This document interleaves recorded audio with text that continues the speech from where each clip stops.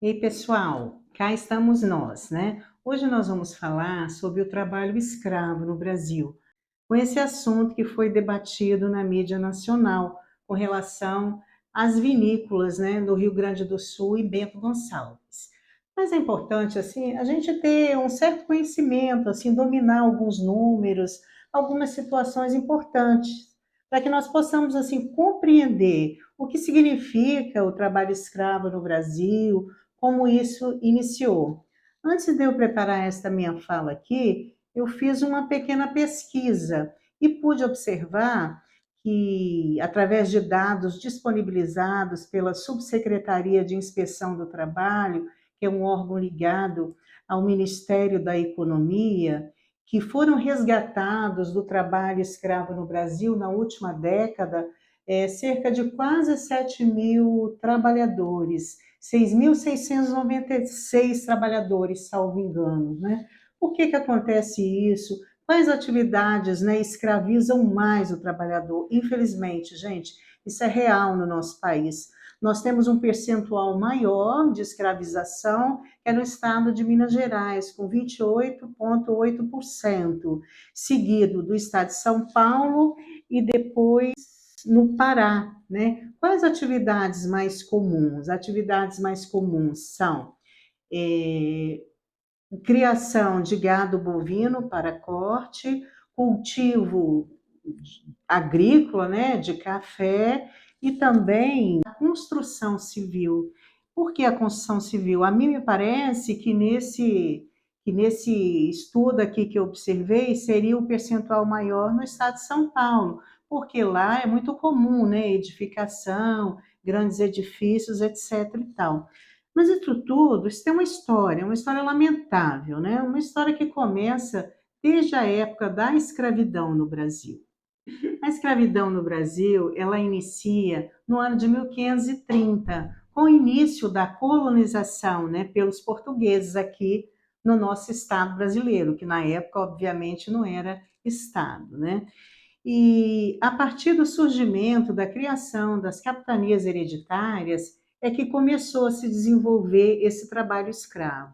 De início, os portugueses, eles utilizaram a mão de obra indígena, mas isso não deu muito certo, porque os índios não eram acostumados assim a trabalhar em série, trabalhar tantas horas por dia. E nós tínhamos também os jesuítas, né? Os jesuítas estavam sempre em embate com os senhores, né? Com as pessoas do poder, porque eles estavam do lado dos indígenas e não queriam eles escravizados. Então, os portugueses viram que não deu certo.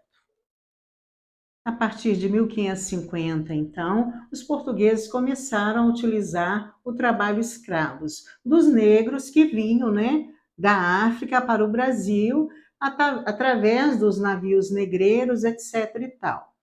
E era uma exploração muito grande. Nós tínhamos negros que trabalhavam no campo, negros que trabalhavam nas cidades e negros também que trabalhavam nas residências. Os que trabalhavam no campo era um sofrimento muito maior. Sofriam com alimentação ruim, com desgaste físico, violência física e toda espécie de atrocidade. Passado mais de 300 anos, né, aconteceu a abolição da escravatura, que foi no dia 13 de maio de 1888.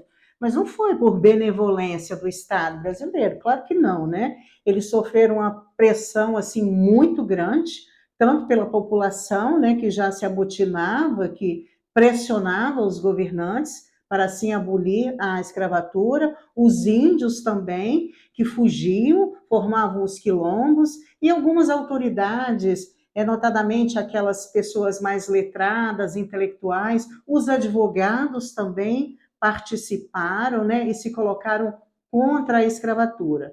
Então, por conta disso, foi abolida a escravatura no país. Historicamente, o Brasil luta contra o trabalho escravo. Inclusive, no ano de 1995, foi um dos primeiros países, né, a colocar o trabalho escravo como crime, a tipificar na sua legislação penal o crime de trabalho análogo a de escravo. E assim tipificou no artigo 149 do Código Penal Brasileiro que reduzir alguém de situação análoga de escravo, submetendo a trabalho forçado, a jornada exaustiva, situação degradante de trabalho, restringindo ainda a sua locomoção. Isso está no Código Penal, conforme eu falei, e também na Organização Internacional de Trabalho, de uma outra forma, de uma forma diferente escrita, mas assim, mais objetiva. Então, o Brasil, historicamente, é esse país que luta, né? Que luta pela inserção de um trabalho regular, né? E não a escravização do trabalho. Mas isso a gente sabe que não é fácil, né? Apesar da luta, nós vimos recentemente as vinícolas no Rio Grande do Sul, de Bento Gonçalves. O que aconteceu? Tudo veio à tona porque três trabalhadores fugiram do local e foram parar na Polícia Rodoviária Federal. E a partir dali, eles montaram um esquema, né, em união com outros entes da federação e fizeram aquela busca nas fazendas e encontraram centenas de trabalhadores, né, do estado da Bahia sendo maltratados, sendo violados na sua dignidade e nas suas honras, né, na dignidade da pessoa humana, nos seus direitos fundamentais que estão estabelecidos na Constituição Federal.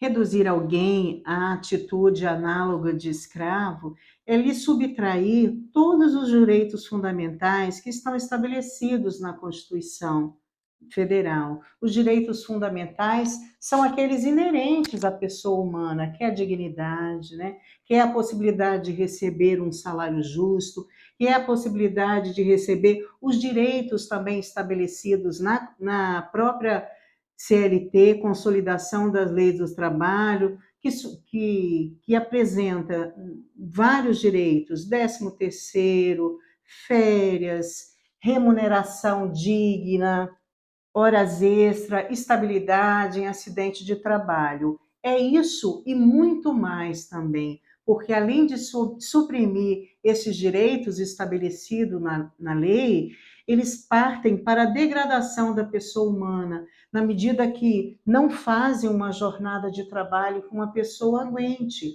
As jornadas de trabalho, quando se reduz a pessoa a escravo, é imensa. Eles trabalham cerca de 20 horas, 18 horas, sem direito a descanso, sem direito a nada. A alimentação que lhe é oferecida costuma ser estragada, podre, né? E os locais que eles residem são insalubres. Isso tudo ficou demonstrado nessa fiscalização que foi feita pela Polícia Federal e outros órgãos do governo, né?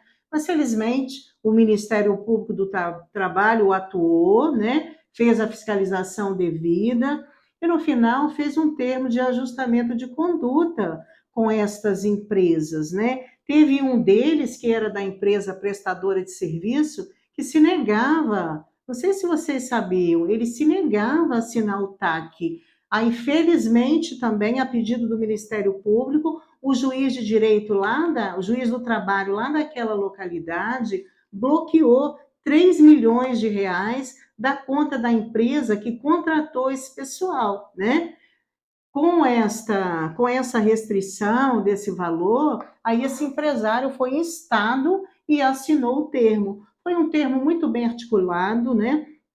Cerca de 7 milhões de reais aproximadamente. 5 milhões de reais a título de dano moral coletivo e mais 2 milhões que vai ser dividido entre os trabalhadores que foram vítimas desse trabalho escravo. Então, é preciso que nós fiquemos atentos, que nós nos coloquemos contra esses empresários, essas empresas que praticam essa desumanidade com os trabalhadores e com nós mesmos, né? Porque nós somos semelhantes, nós somos iguais. Então, nós não podemos deixar isto da forma como está.